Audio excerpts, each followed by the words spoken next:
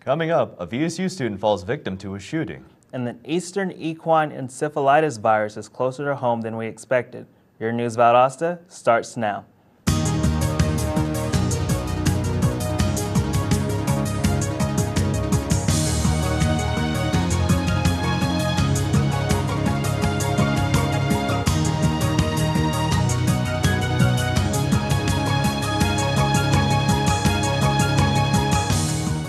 Welcome to News Valdosta. I'm Dorian Baber. And I'm Rizal Buckingham. A Valdosta State University student was shot last night attending a birthday party in the Grove Apartments. The student was shot in his buttocks and was rushed to the hospital soon after. The student was a bystander that got shot after a fight broke out. Valdosta police questioned students that attended. However, an arrest has not yet been made as police are still searching for the gunman. Contact Valdosta Police Department if you have any details on the case. Lowndes County officials say they've successfully conducted a drug sting worth over $120,000. Undercover deputies say 36-year-old Daniel Eubanks tried to purchase 50 pounds of pot from them. They say they took him into custody when he arrived to make the purchase. The suspect was charged with marijuana trafficking. About 10,000 people were directly affected by the powerful tornado that ripped through 17 miles of Oklahoma on Monday. CNN's Emily Schmidt shows us how people there are coping with this tragedy. In the wake of Monday's deadly tornado, teachers are being hailed as heroes. Tammy Glasgow crammed her second graders into a bathroom and closet at Briarwood Elementary. I just told them to pray, and then that's what we did the whole time in the closet, just prayed. Gabriel Wheeler says his teacher covered students' heads as the ceiling collapsed and bricks rained down. She helped save my son's life. She helped save other students' lives, and we're proud of her. And we all take an oath as an educator to protect the kids, and she fulfilled that duty better than anyone. The National Weather Service says the twister was one of the strongest to ever strike the U.S., with winds topping 200 miles per hour. An estimated 2,400 homes were damaged. Barbara Gerald was buried under the rubble of her house for about 45 minutes. She was saved by a stranger. He said something just made him stop, and he says he could hear. Then after he stopped, he listened and he thought he heard something, and that's when he found me. Some 24 people did not survive. Joshua Hornsby lost his daughter Janae, a third grader at Plaza Towers Elementary. She was the best kid anybody could have. She was, a ball of energy, a ball of love. As the focus turns to recovery, Oklahoma's governor says the state has experience dealing with disaster. She says the people of Oklahoma will make it through this and will come out even stronger. Valdosta residents will soon have the opportunity to help Oklahoma tornado victims. The Valdosta Red Cross will collect monetary donations tomorrow between 4 and 6 p.m. Tents will be set up at the Valdosta Mall, Winn-Dixie, and at the Valdosta properties in Bremerton, and at Super Suds on Gornto. For more information on how to make donations to the Oklahoma tornado victims, contact the Valdosta Red Cross. With the devastation in Oklahoma, many want to know, where's my safe place in my home? Some families that are right in the path or tornado alley have underground cellars. But what about when a tornado hits elsewhere? Research shows that if you don't have a basement, an interior room on the first floor is the best place to ride out a storm. If you are caught outside without a shelter, the best place to take cover is in a ditch. It is advertised also to prepare a safety kit that is stocked with water, first aid supplies, and a flashlight. Republican lawmakers in Georgia have written a resolution to end the direct election of U.S. senators and instead give that power to state legislatures. The resolution petitions Congress to repeal the 17th Amendment passed in 1913, which allows the population to vote for senators. Representative Kevin Cook of Carrollton says he is trying to return the original intent of the Constitution. To back his claims, Cook cites founding father James Madison's writings in the Federalist Papers. Cook argues that the amendment, which was adopted to avoid corruption, is no longer an issue in today's politics. The Georgia Department of Agriculture has verified one positive case of Eastern equine encephalitis in a horse found in Brooks County. This horse holds the first positive case of EEE found in South Georgia this year. This virus is one of the most serious mosquito-borne diseases in the United States, causing swelling of the brain. The virus is transmitted to humans and horses through a bite of an infected mosquito. For more information on EEE, you can contact the South Health District. Coming up, the Industrial Authority discusses its upcoming projects. And Chris Jones is standing by with the hot weather forecast. Stay with us. Danse, balance, suis la cadence, ondule bien tes hanches au bal du dimanche. Danse, que la fête commence. Dans ma belle robe blanche, je suis ton chou. You didn't give up on sex. Don't give up on birth control either. There are more methods than you think. Find yours at bedsider.org.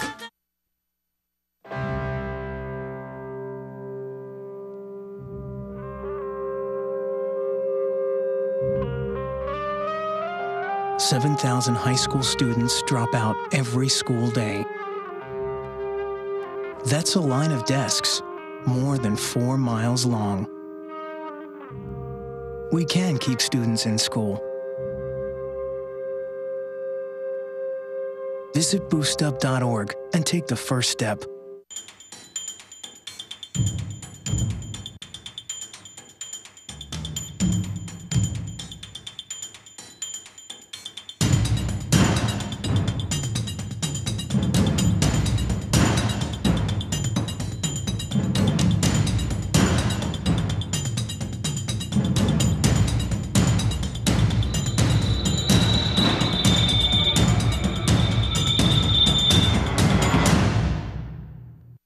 Welcome back to News Valdosta. As graduation looms for high school seniors across the state, a higher percentage are actually graduating. Education officials say that the graduation rate for Georgia is up to 69%, up from 67% in 2011. Georgia is ranked 44th in the nation in high school graduation rates. 8 school systems in the state achieve graduation rates above 90%. Lowndes County schools are slightly above average with a graduation rate of 73%. Valdosta City Schools graduate 69% of their students. The solar industry in Georgia is pushing for renewable energy to be used more by forcing an electric monopoly. Advocates of the solar industry say Georgia Power is ignoring the importance of solar energy during a presentation on state energy needs for the next 20 years. An analyst for Georgia Solar Industries believes that Georgia Power is putting a cap on its renewable energy programs, and that a solar power should be considered for future energy needs. The Valdosta-Lowndes County Industrial Authority held its monthly meeting last night. News Valdosta's Chris Jones has more. For today, May 21st, 2013, to order. The Valdosta-Lowndes County Industrial Authority met last night in their office conference room. After the opening invocation, the meeting began with a presentation of an audit report for the authority's finances. The report stated that there was a loss of about $35,000 in the past year. The performance of the audit, Henderson and Godby, said that was an acceptable amount given the current economy. It was also stated that the authority was efficient given its size. Next, the authority's new website was presented. Statistics concerning the website were also given. Plans were announced to provide more OSHA training for local employees, and updates were given on several local projects. The most notable being that Home Depot plans to hire and train almost 200 full-time warehouse employees. Plans were also given for more solar energy in the county. Executive Director Andrea Schreier gave us a look into the Great Promise Partnership and how it will assist local youth.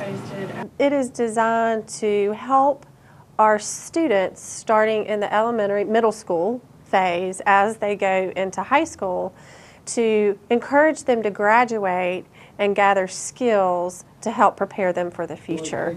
From the industrial authority's perspective, we are interested in that because it's up to us to make sure that we have a workforce product when we go to recruit industries. So we're supportive of the project and want to continue to see it move forward in our community. Citizens were given an opportunity to give their opinions, and the meeting was adjourned. The Valdosta-Lowndes County Industrial Authority showed lots of promise in tonight's meeting. They will meet again on Tuesday, June 18th. For News Valdosta, I'm Chris Jones. In this year's annual International Science and Engineering Fair, it was the second place that drew a lot of eyes. Isha Carey developed a supercapacitor with a special nanostructure allowing it to store significantly more energy. While the number of typical charges one could do today is 1,000, her invention would allow for 10,000 charges. Her invention may also cut the time it takes to recharge your cell phone down to 30 seconds.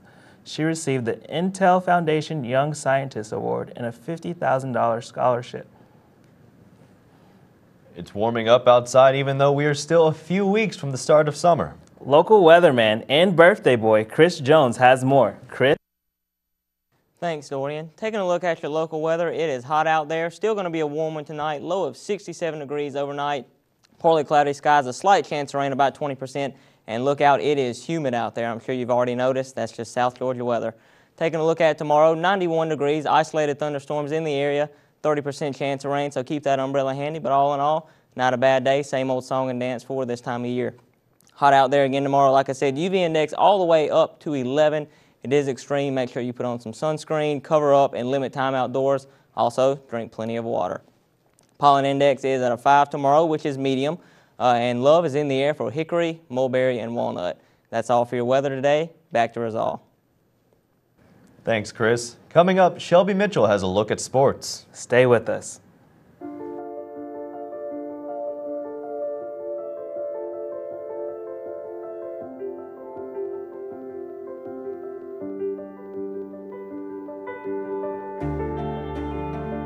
Body language. Without saying a word, it can tell you so much.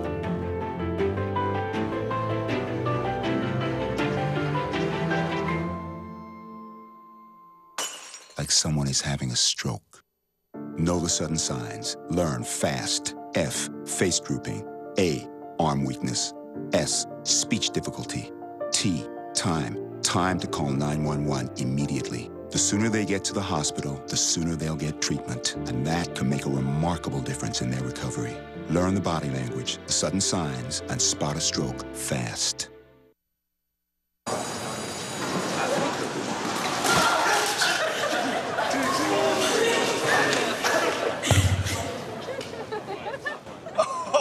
That's slow, that's slow. That's slow and blue. Look, he's blushing. Seriously.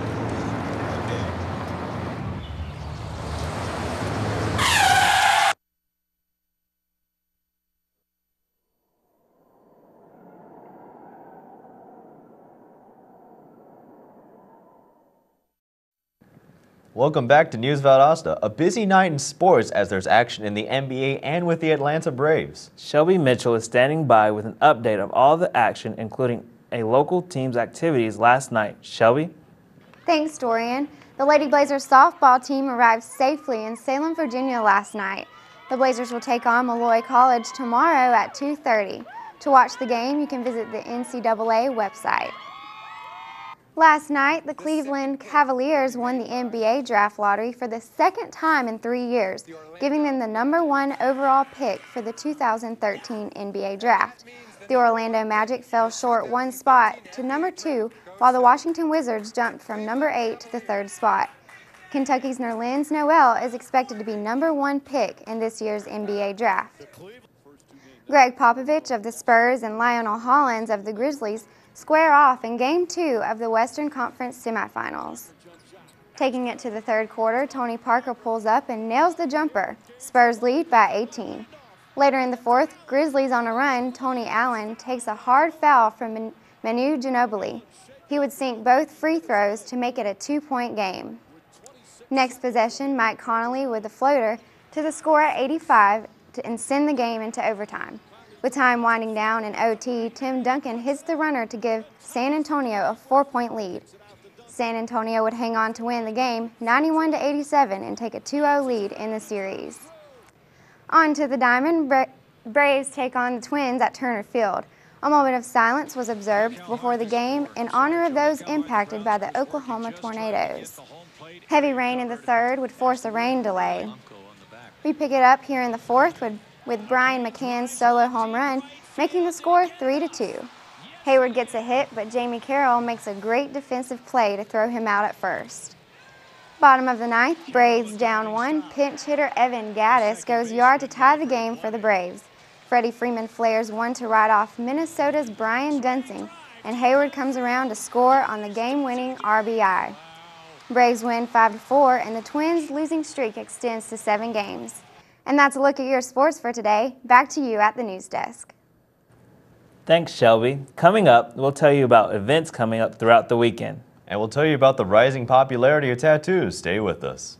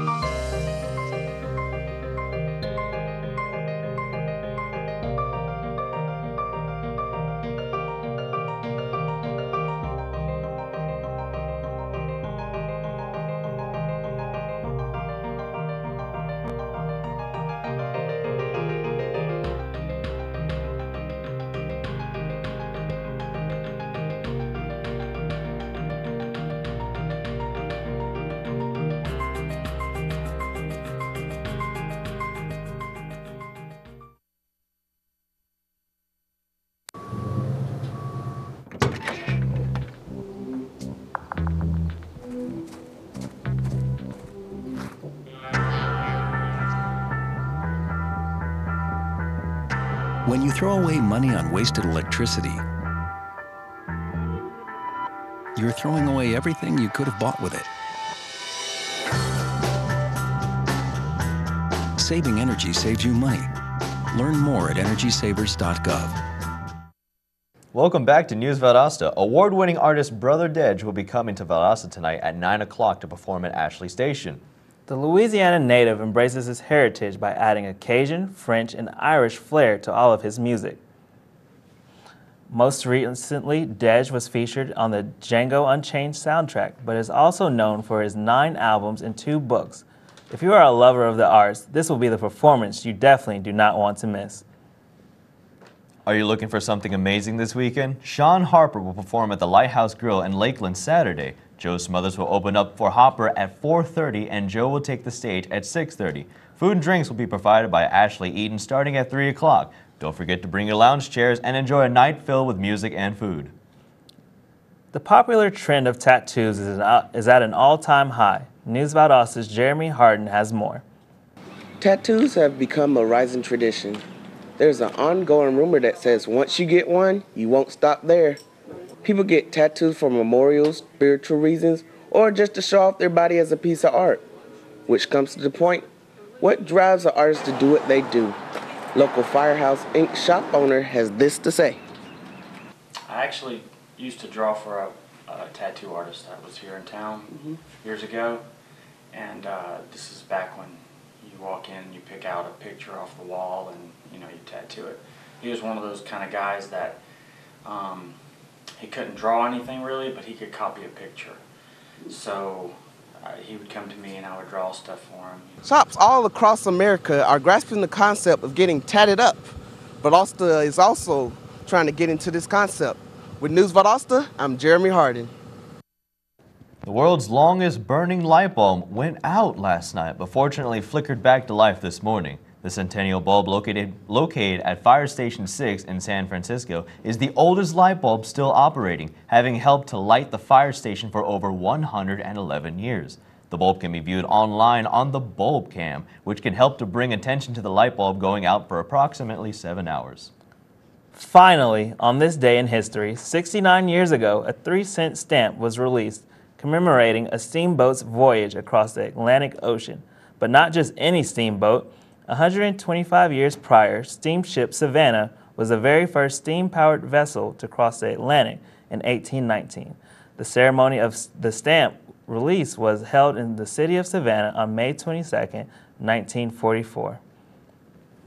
Thanks for watching News Valdosta. I'm Rizal Buckingham. And I'm Dorian Baber. Have a great day. We'll see you next time.